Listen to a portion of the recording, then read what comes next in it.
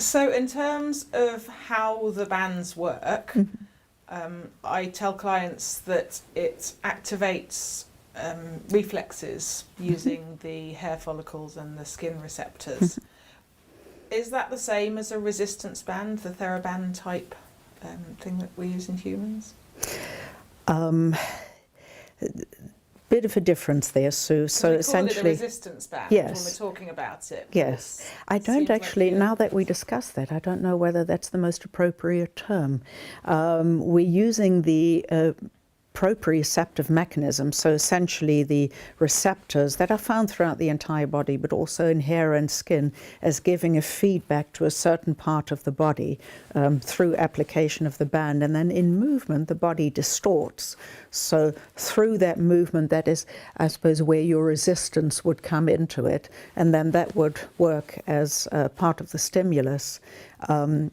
But perhaps it's more passive resistance. In the human field of both therapy and conditioning, you can actually move the body part, and then the person can consciously apply the stretch to move into resistance.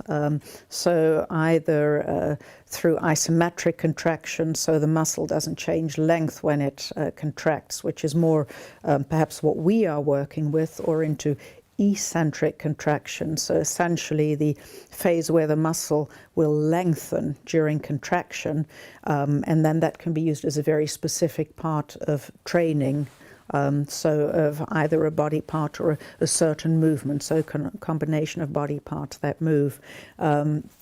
So yes, we are applying a resistance, but perhaps it's more of a stimulus.